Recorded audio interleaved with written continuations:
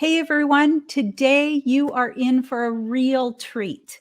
Last April, my friend and colleague, Dr. Tamika Henry, interviewed me on her podcast, Rocket with Dr. Tamika. Dr. Tamika is a functional medicine physician in Pasadena, California. She has amazing energy, and we had so much fun exploring ADHD, auditory processing, and all kinds of topics around learning, attention, Stowell Learning Centers, kids and the pandemic, and health. I'm just so excited to share this jam-packed interview with you. We've got Brianna backstage with us today to connect with you in the chat as we go along through the show, so you can post your questions and comments anytime. This is LD Expert Live.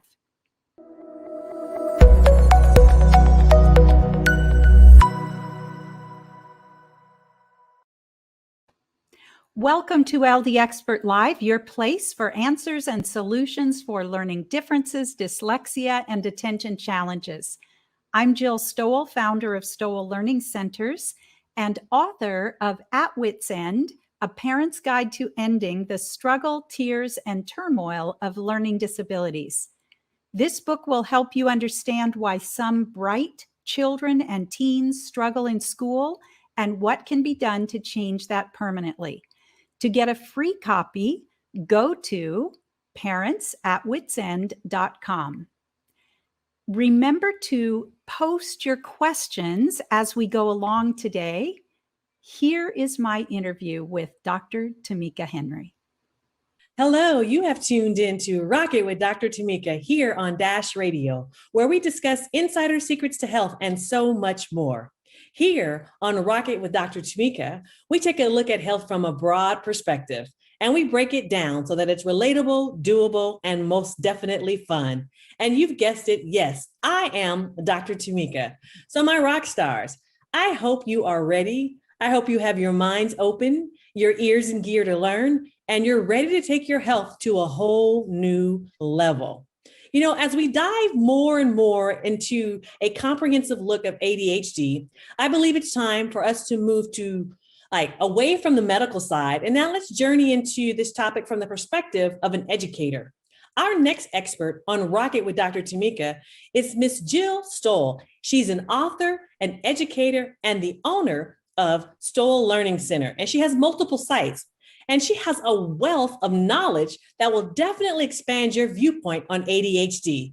So let me say with a big smile and a warm heart, welcome to Rocket with Dr. Tamika, Jill. Thank you. I am so excited to chat with you today. I can't even tell you, I'm smiling ear to ear. I'm trying to keep my composure. Okay, let's just have a good time. You know, I know you, but my rock stars don't. So let's just start with the basics. What made you pursue a career in education?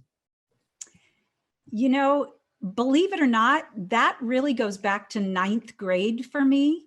I always have been interested in special education. And so in high school, I started volunteering in special education classes. And so by the time I got to college, I really was pretty set on working with students that kind of fall under that umbrella of learning disability and dyslexia.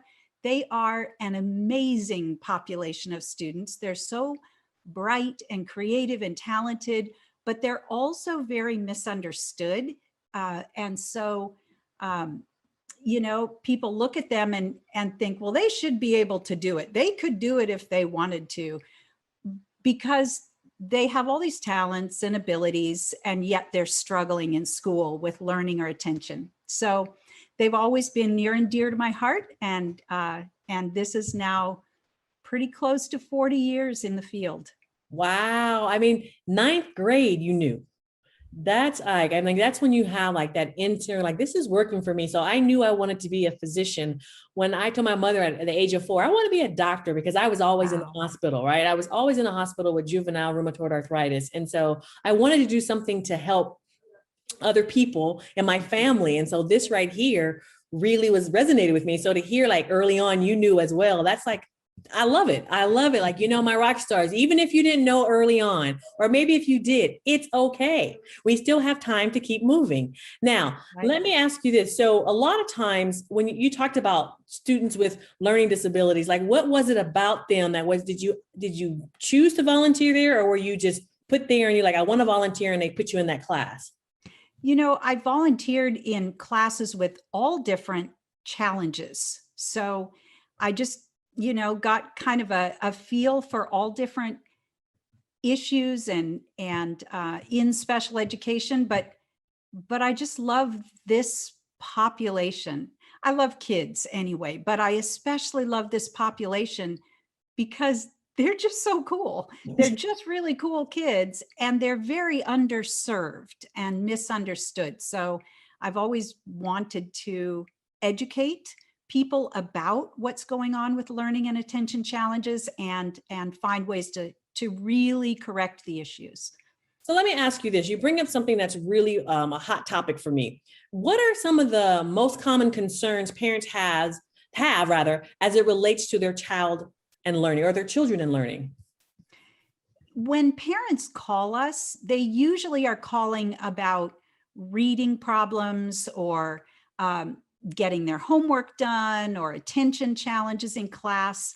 But when we talk to parents, what they're really seeing and feeling is, hey, my child is bright and they have all these abilities, but they're struggling in school and that doesn't make sense. And they see it chipping away at their self-esteem and their confidence. And so ultimately, I think that's what parents are concerned about.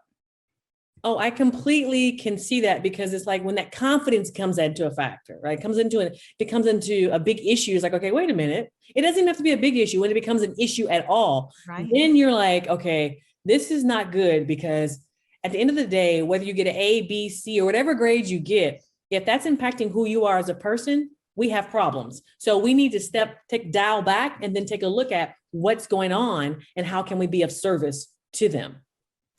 Absolutely. And I love that you have a passion. I mean, it exudes from you. Like my rock stars, if you knew her, you would understand, like she's a best-selling author. Okay. She's an author. And I enjoy the fact that you love this.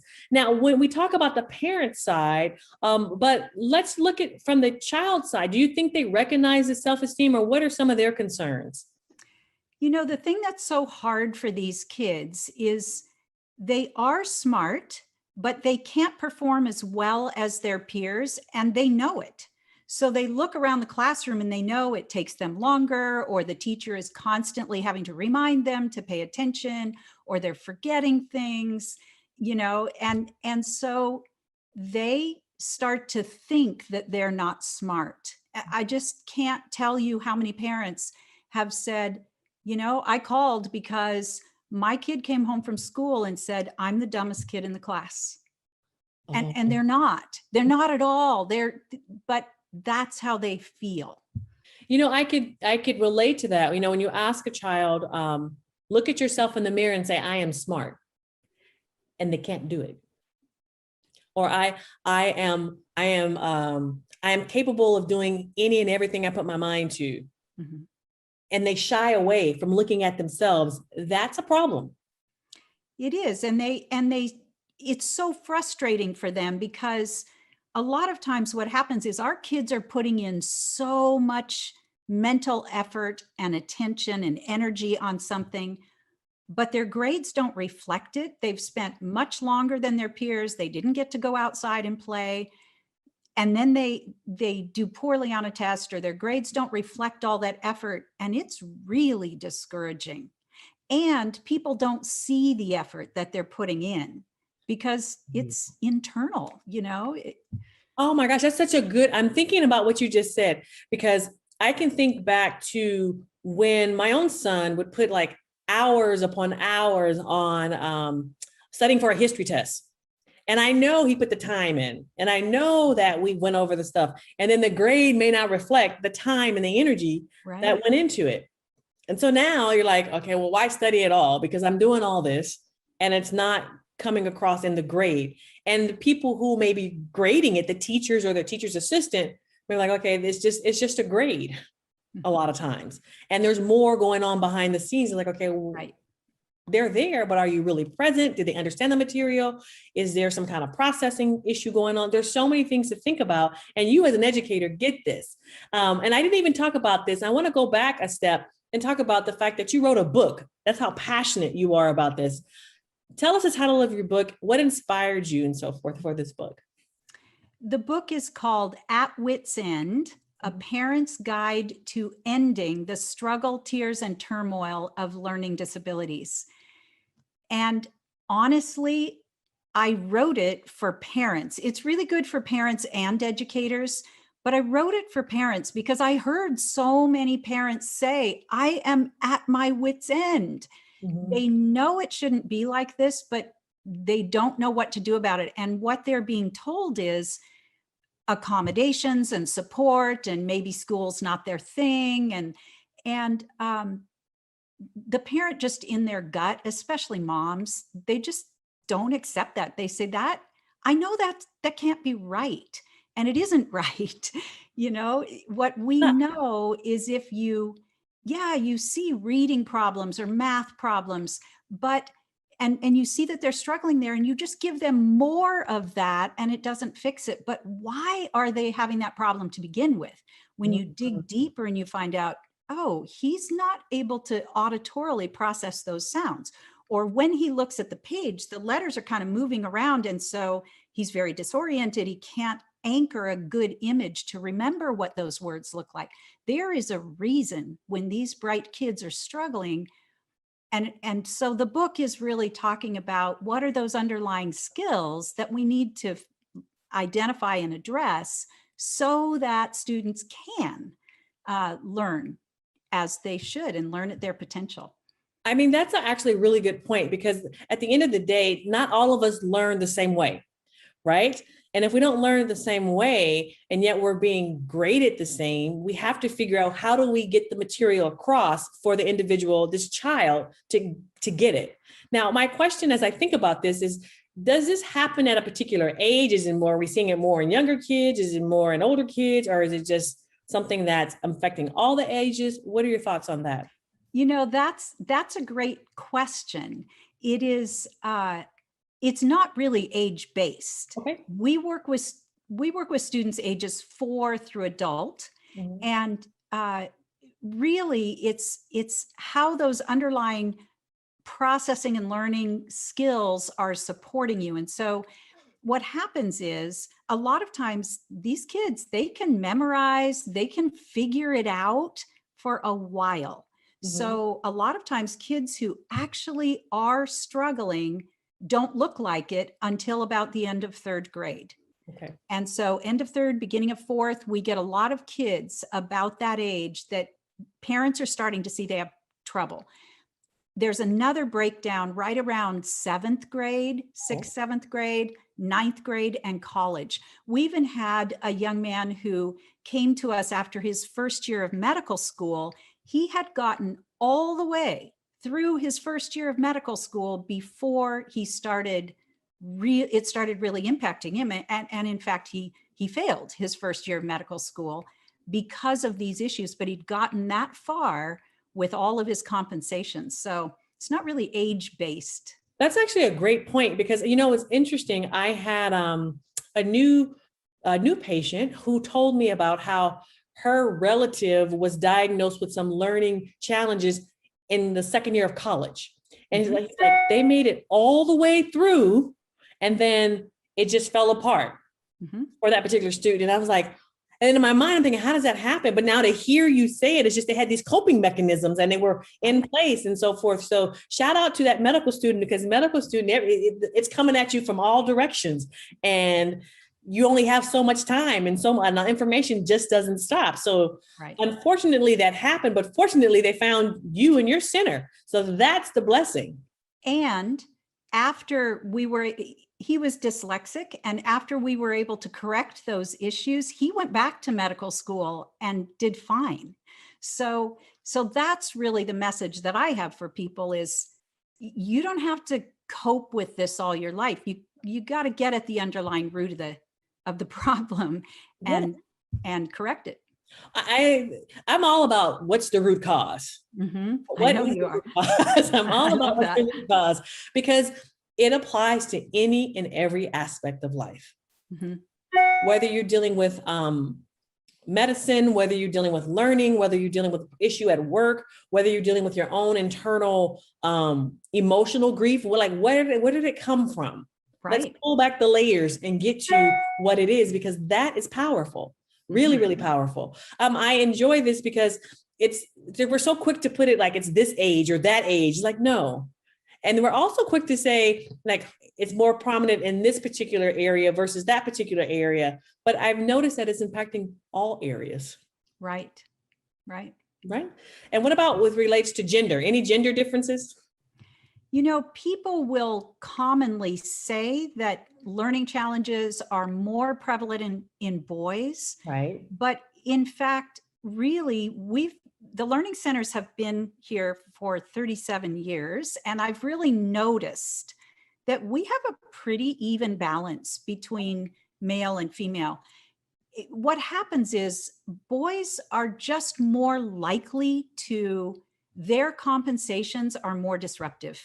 They're more likely to be loud about it, or, be the class clown or something that is disruptive. Right. And girls sometimes do that, but they also sometimes just sort of find a way to fly under the radar. They can, be really sweet and helpful, and people want to help them. And so, they aren't it's not as obvious to everyone, but in our learning centers, it's really pretty 50-50. So I'm glad you're saying this, because I was even thinking from what I've seen, like, okay, and I've spoken to different people, it's like, okay, it seems to be more prevalent in boys.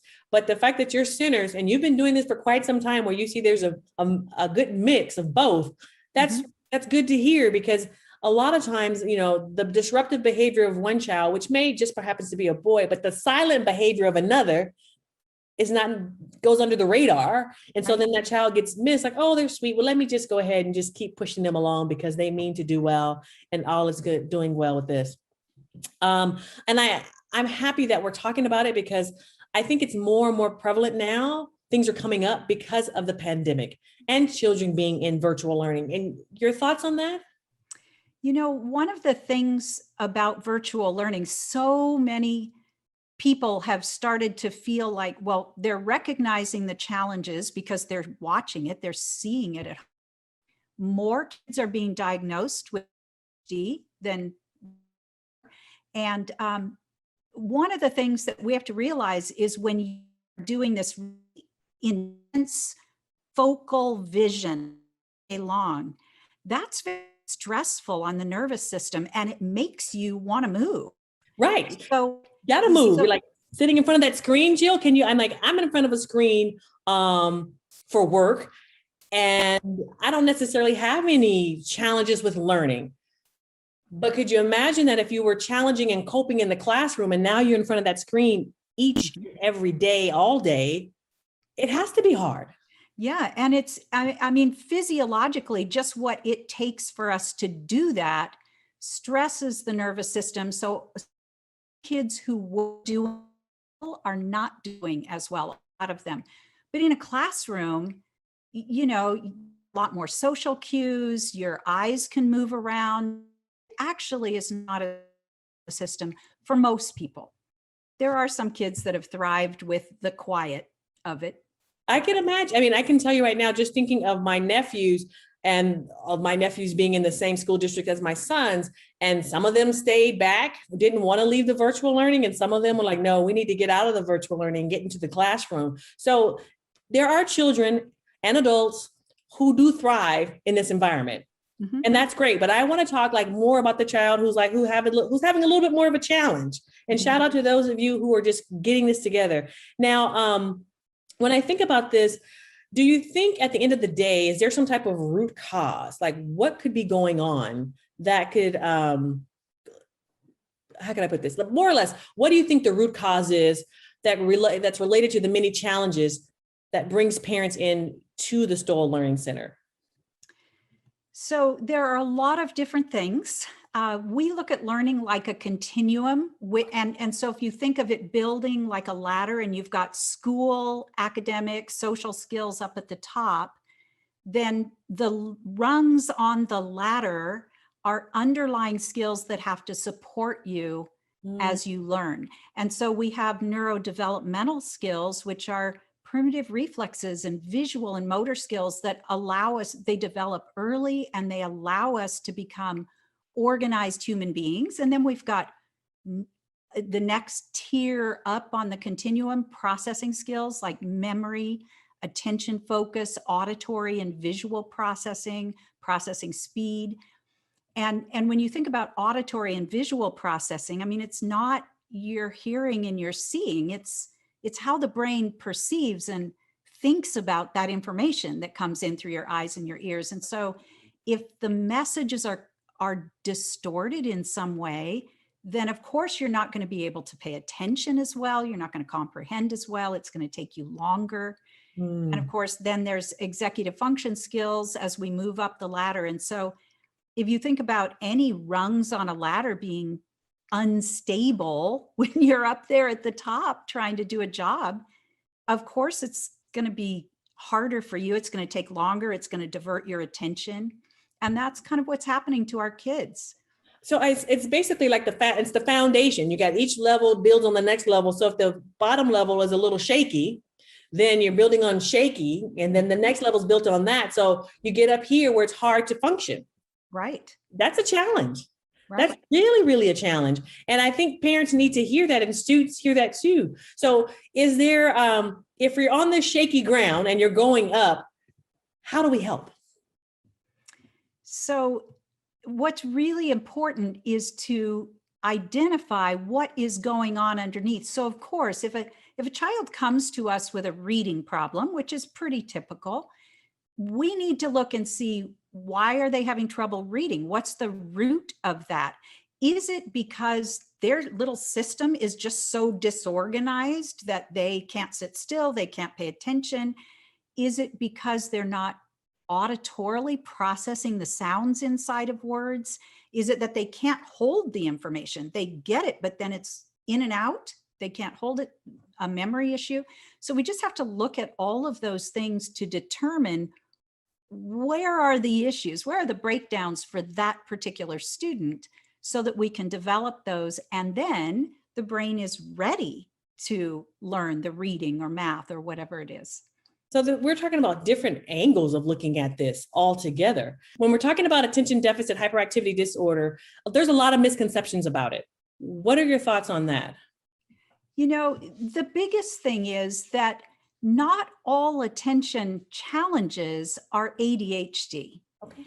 And when a parent says to us, my child has attention challenges, and I would say at least 80% of the parents who bring their kids to the learning centers will report attention challenges.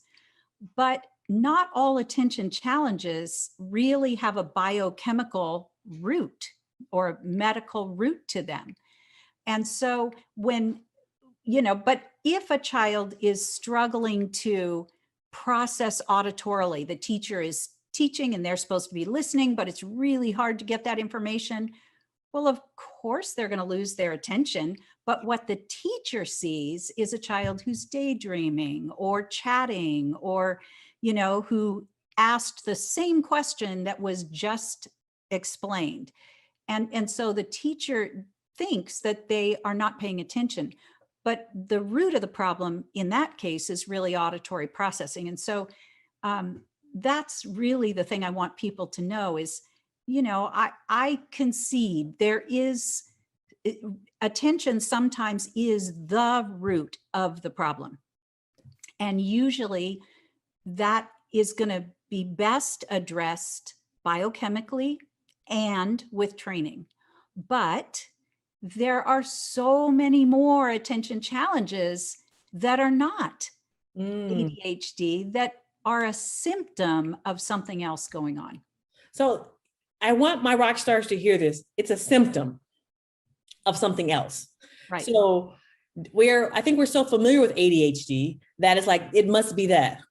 So we're going to go down that round. Like you said, 80%. Like people are like, my child's not focusing. The teachers are saying the child is not paying attention. They're doing all this other stuff.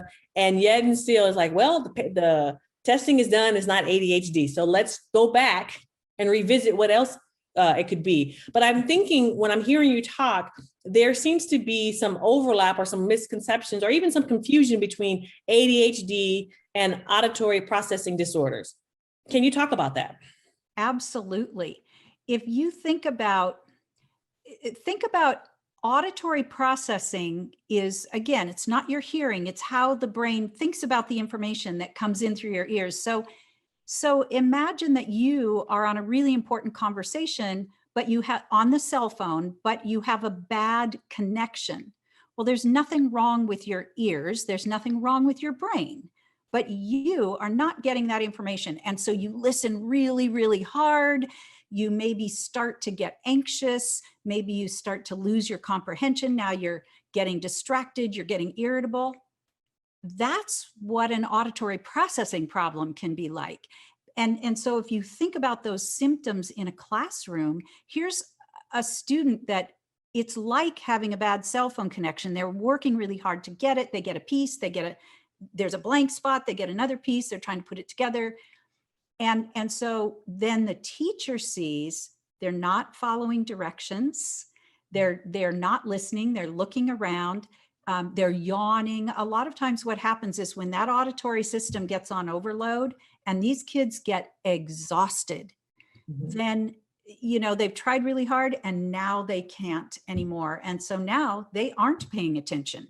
Absolutely. They've just zoned. I think you did, also, I didn't tell my rock stars that Jill has her own show, LD Expert Live. And you did a whole segment on auditory processing and you played this sample of someone trying to say, like, let's say educator, do a lecture. And you told us to pull out a paper, get ready to take notes.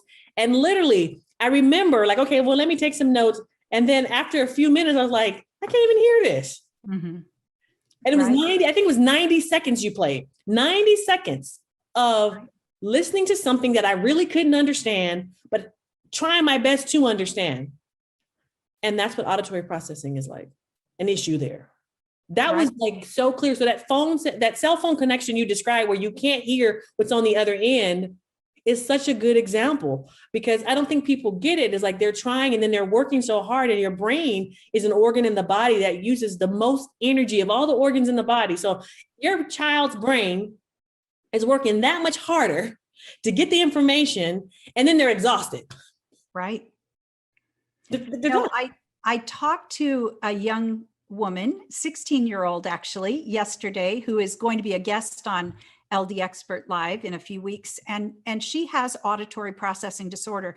And she was saying that her teachers have no idea how exhausted she is. But she said her brain just gets so exhausted that when she goes home to do her work, first of all, she's only gotten about 50% of what was actually said. And then she goes to do her work and it takes her so long because her brain is just fried. It's fried. And yeah.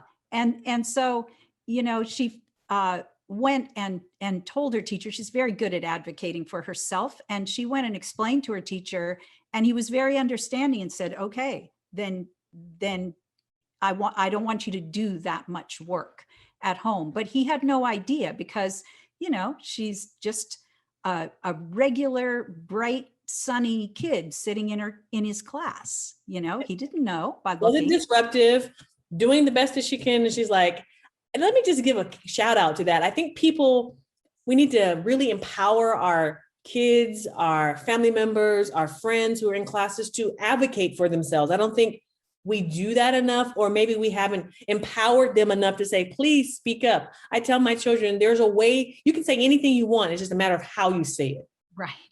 Just how you say it. Just like, you know what? I'm in your class. I'm doing my best and I'm really not getting it. Right. Doesn't matter if you push me closer to you. Doesn't matter if I'm looking right eye to eye and you're checking in. If I'm not getting it, I'm not getting it. And that's part of that whole auditory processing challenges.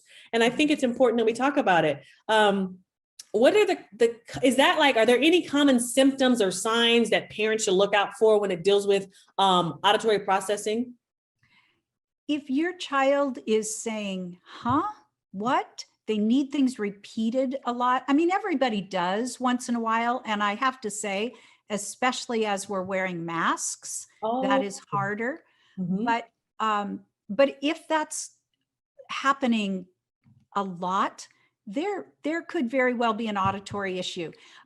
If your child, if they really strain to listen, you know, if they're really watching your mouth to try to lip read, a lot of times there are going to be difficulties with, it may translate to difficulties with reading or spelling. It may not, but it may. Sometimes students with auditory or adults with auditory processing issues, they can't monitor their own voice that well sometimes because they're not processing it. So they may speak too loudly or too quietly. They may not monitor their tone well enough. And these aren't symptoms that everybody has, but you know, they are symptoms of auditory issues. Believe it or not, our auditory processing, our response to sound frequencies is what energizes our brain. So high frequencies in sound really energize the cortex for motivation and thinking and learning. And so if your child is always low energy and poor posture, low affect in their voice, that can be related to not processing those high frequencies in sound, which is an auditory issue.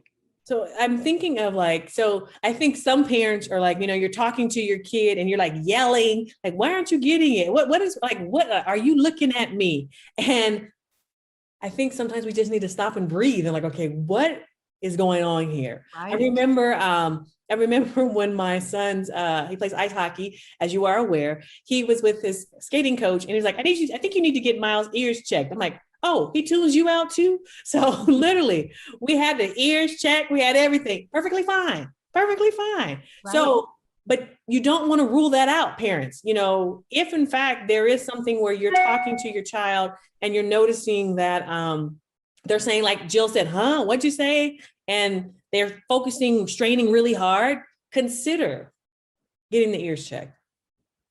And even if with auditory processing, if the hearing is fine, but they're still struggling with those things, then you need to be checking auditory processing. It's interesting you said, sometimes we say, well, look at me. Sometimes it's so hard for students to listen and look at the same time that they don't even want to look at you. It's so. I have never thought of, really, Jill, I have never heard that before. I'm always like, look at the person when you're speaking, make sure you do eye contact. But if you're having challenges, what you've just described, that could be hard. For some students, it definitely can. They can't have both modalities going at the same time. Okay, look, like I'm like my rock stars, I'm really big on practicing what we say, G&G, grace and gratitude. We extend that to others, and we need to extend that to ourselves. But we really need to be mindful during these times, especially with the changing. And 1 minute you're out of class, 1 minute we're in class, to practice more G&G, more grace and gratitude towards our children, because they may just be struggling. Right. They really may just truly be struggling. And what may be a blessing in disguise is them being at home with you. So you could actually see it. And then on the flip side of that too, then you get to see what some of the teachers were experiencing last year in class when the kid was like, they just don't seem to be paying attention. Or they get it, they're in and out, but maybe it was the coping mechanism. There's so much at play right now. And I don't even think, we spoke before, but I don't even think I've asked you, like, do you think that anything dealing with like nutrition and food, do you think that helps with some of the things to help kids like calm down or relax or help them to focus better or in any area in that way? Oh, absolutely. Hydration and what we eat is really, I mean, it impacts our mood and our attention and our memory. So absolutely it does. And what about the idea of, so I was thinking like when I'm working with my kids, I'm always like, okay, we've been doing this for a while. Let's get up and move. I'll have my oldest son, I probably, because he plays a sport, I'm like, why don't you give me like 20 jumping jacks, 20 sit-ups, and then 15 push-ups or 20 push-ups, whatever the number is, just so he gets to move, because I'm thinking that that's good for the body overall and for the brain. But I do the same thing for myself. When I've been in front of a computer for a while, I'm like, let me go outside and just walk around my house and just take a deep breath and enjoy. Your thoughts on movement and so forth, do you think that helps as well? It does. It's huge. There have been a lot of studies about exercise and attention and learning, and it's very interesting. I've been kind of getting into the neuroscience of stress recently, and one of the things that I've learned is if we can get up from our computers and step outside, especially if we're moving forward, it is calming to the nervous system because our eyes actually are a gateway to our nervous system. And so staring at the screen is really stressful, but moving forward allows our eyes to move back and forth and tell our nervous system to, hey, settle down. So, but exercise really, everything about learning jump started when babies were born, with all those little reflexive movements they do. That's what jumpstart learning, and really our functioning depends on it.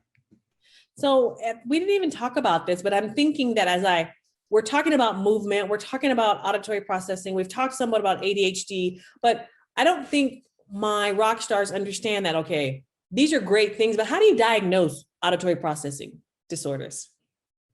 So auditory processing disorder, which is called APD, some people call it CAPD, central auditory processing disorder, that is diagnosed by an audiologist. Okay. But for us, auditory processing is a huge, huge factor in learning problems. And at our centers, we are learning centers. We look at auditory processing in a lot of different ways, both standardized formal testing and informal testing, to see functionally what is happening with the auditory processing. So that is one of the things that we really look at. So we're not formally diagnosing CAPD, but we absolutely are able to look and say, here's the root of this reading problem or of what you're seeing as attention challenges in class.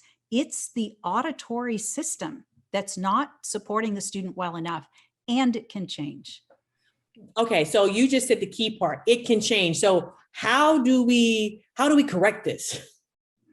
So we do what we call auditory stimulation and training, and it has two pieces, a passive auditory training and an active auditory training, and they're both really important. So the passive listening training or auditory training, it is sound therapy. We use a few different programs from advanced brain technologies and integrated listening systems.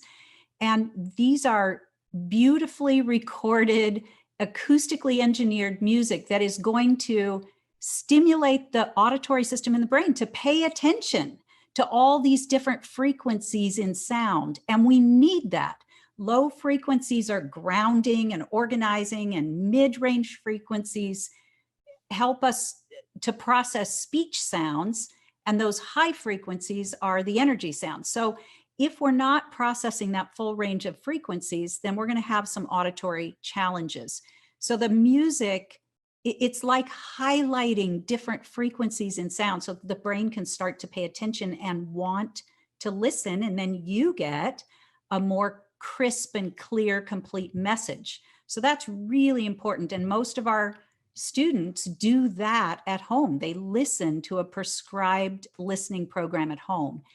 And then in the center, or on their remote sessions, they're doing active auditory training where, they may have headphones and a microphone, and they are learning to get all those frequencies that the brain can think about now into their voice, so that their voice becomes the ongoing stimulus for their auditory system.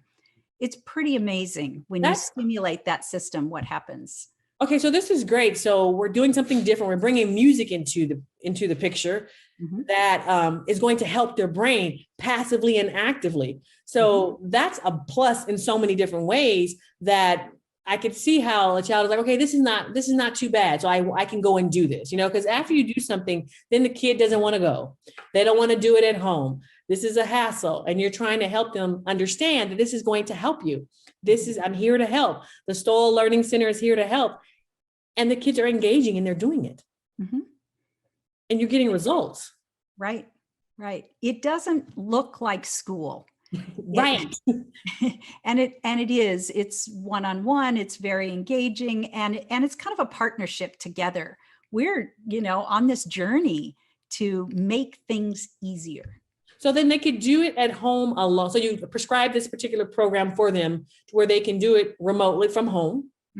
And then I guess when they come into the Stowell Learning Center, they can also do it with one of the educators there. Is that how that works? So the active auditory training lessons are now vocal lessons. So they're hearing it, but they're also speaking, and we're targeting language or reading or spelling or comprehension or whatever it is that is being affected for them. So it's a little bit different kind of training.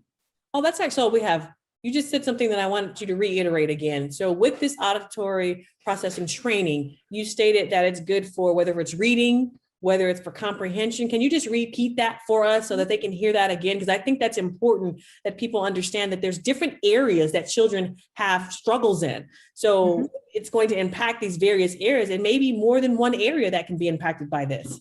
Right. And so with our auditory stimulation and training, the active lessons, we're targeting language or reading and spelling or comprehension or a combination, depending on what's going on for that child. Okay, so there's hope. So there's hope. So that's the biggest thing that I need parents and students to get. I always say, get this deep down in your spirit. There is hope. There's solutions out here that can actually help.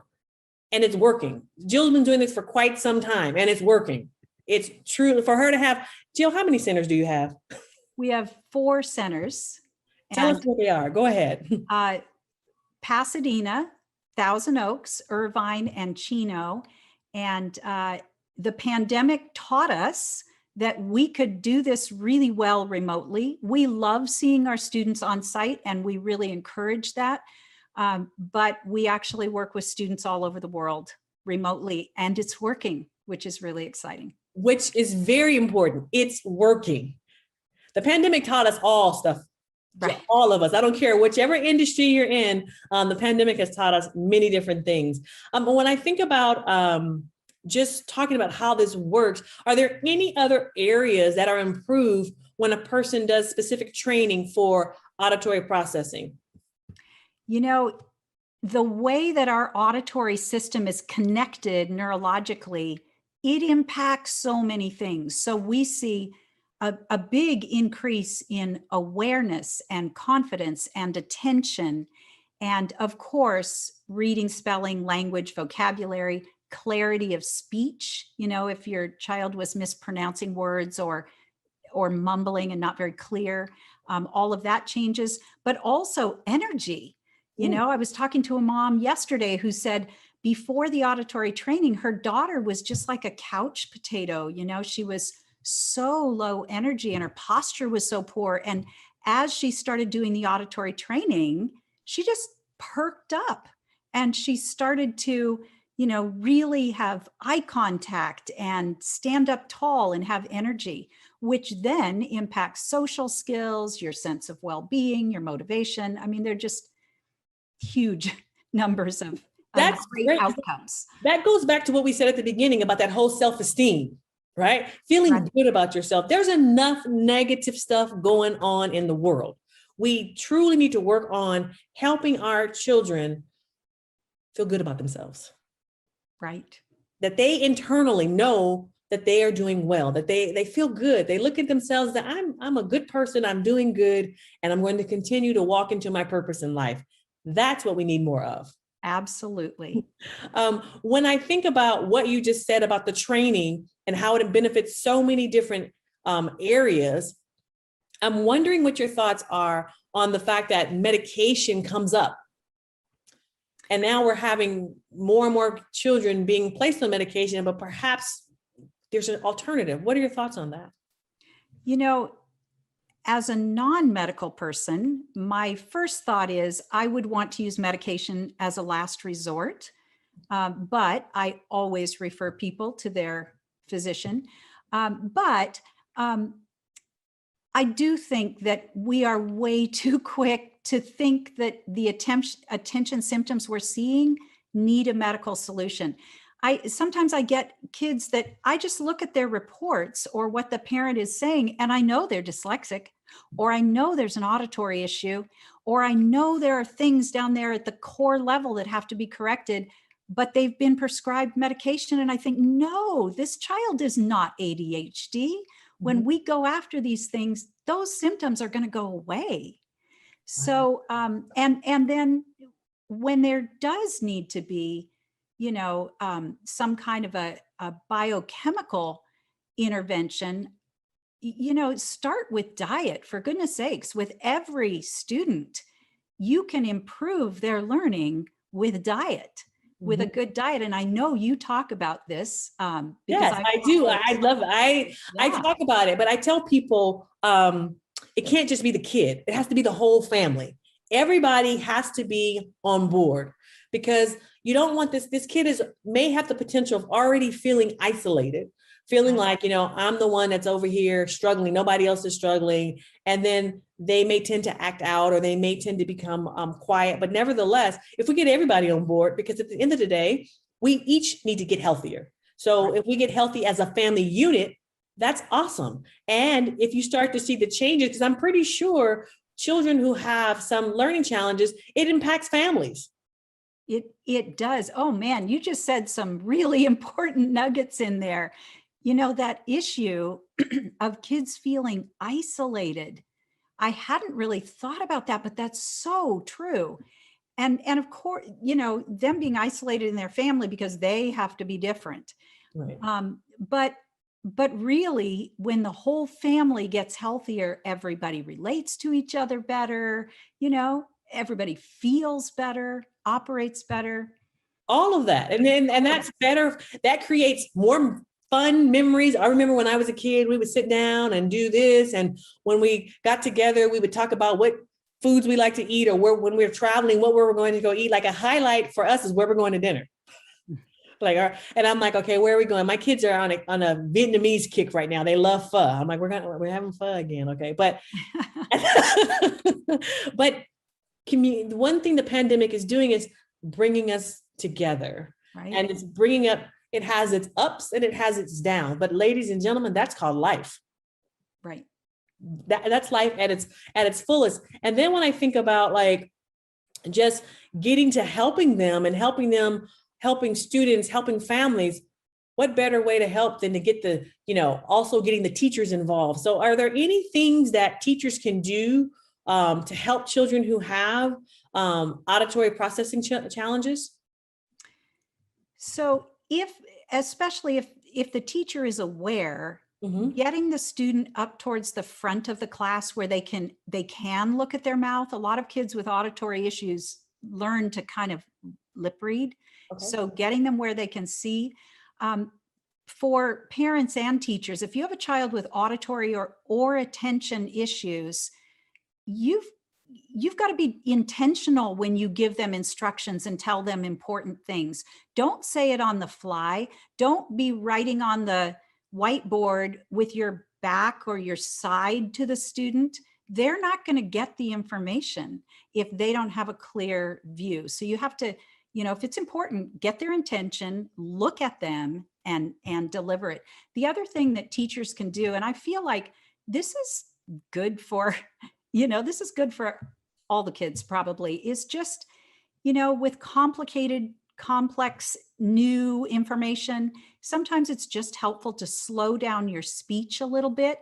And you do that by taking just a slightly tiny bit longer pause between phrases. So it's still fluent and interesting, but you just take a slightly longer pause between phrases, which gives their brain a little bit better chance to process. So it basically helps their brain sort of like catch up, so that they're not, because they're still caught on this first part and you've moved on with your sentence. Right. And so now you're like, okay, take some pauses. So I definitely can take some pauses because I talk fast. So taking some pauses definitely would help any and everybody around me. So I And love visuals. Of course, you having visuals to go along with it, provide your notes for students, that are getting behind in lectures, things like that. What do you think about, so I'm thinking about the person who's sitting up front, but now we have these masks, Jill. So like they have to speak louder, or like, I don't know if teachers are going to be comfortable with getting the, it's almost like a transparent mask. Or the face shield, so that you can actually see the mouths. Like, how do you handle it? Like, what are you doing in your center? How do you do that when you do one-on-one? We actually are doing distancing and masks. If we have to be really close to the student, we're doing mask and shield. And we know all of those things are a barrier to communication. And so we have to be more animated. We have to be more clear with our speech. We have to speak louder. Right. And I think so in a classroom, kids with auditory issues or other learning issues, they get embarrassed to keep having to say, can you say it again? I didn't get it. And there are other kids that didn't get it too, but our kids, it's embarrassing. And teachers need to just set it up and say, hey, sometimes if we're wearing masks, I'm going to have to ask you to say it again because my ears didn't hear it. And sometimes you're going to have to ask me, and that will help us all. I mean, we just need to set them up that's okay. That's a good thing to ask. Oh, I love that. She's basically, you're prefacing it so that child doesn't feel like, oh my gosh, everyone's going to look at me. Right. So now you're like, okay, I need help hearing you. You probably need help hearing me. So let's just help one another by saying, okay, if you can't hear me, if it doesn't make sense, just say, can you repeat it? And if I have to say it multiple times, that's fine. But if you say that at the onset, then children already know, then you create a comfortable environment, a safe environment. And that's what we need our children to learn. And our children need to learn in a safe environment where it's safe for them to say, okay, I didn't get it. Or, I'm struggling here, or can you repeat that? Because we want them to learn. Right. And the teachers now, and they're doing their best. I mean, none of us have been in a pandemic before. Right. Right. We didn't get the book. I don't have a book on it just yet, but I'm pretty sure there's going to be some books written on this real soon. Jill, I need my rock stars to know, how can they work with you and your team? So if you go to our website, stowellcenter.com, there's lots of information, of course, but you can sign up for a free consultation to just talk to someone about your child and talk about what's going on and what can be done. And we also have a phone number there that you can call.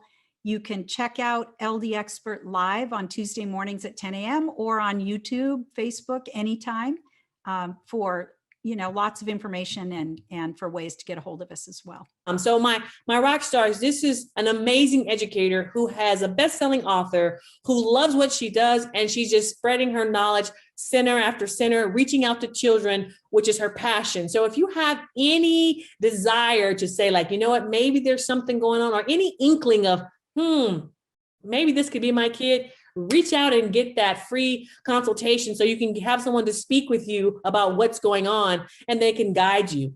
All we all are looking for is to get the best out of our children, have them be their best. I love this. Jill, I want to say from the bottom of my heart, thank you so much for your time, your energy, your wealth of knowledge, and just the fact that you are such a joy to have in my life. Well, Thank you. I feel the same. So this has really been fun. Oh my gosh. So my rock Rocking with star. you today. She is awesome. Check out her. Check out StowellCenter.com. She is amazing. Well, hey, everyone. Thanks for joining us for this replay of Rocket with Dr. Tamika. I hope you enjoyed it as much as I enjoyed doing it. Here is Dr. Tamika's contact information. Her functional medicine practice is in Pasadena, California. You can check out other episodes of Rocket with Dr. Tamika on Spotify or Apple Podcasts. This is LD Expert Live, your place for answers and solutions for learning disabilities, dyslexia, and attention challenges. We're live every Tuesday at 10 a.m. Pacific. Next Tuesday, we will be talking all about auditory processing. 4 of our incredible LD Expert Live guests will help us explore what it's like to have auditory processing disorder from a student's perspective, the parent's journey of finding a solution and the process of getting treatment, and what auditory processing therapies look like and why they work. Be sure to join us next Tuesday at 10 a.m. Pacific. We have 2 other free resources that I want to be sure you know about.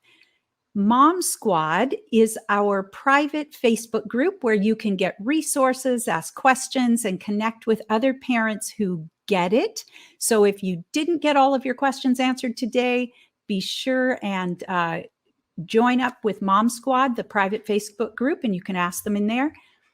We also have a monthly Zoom meeting called Peace. It is a parent support group where we talk about different really relevant issues about what's going on right now for your kids with various kinds of learning and attention challenges. Next week, September 23rd, we're talking about executive function, and this is your opportunity to bring the challenges that you're dealing with right now at the beginning of the school year and kind of problem solve and talk them through. So you can register for our Peace monthly parent support group at stowellcenter.com/peace. Thank you, everyone, for watching. We'll see you next week.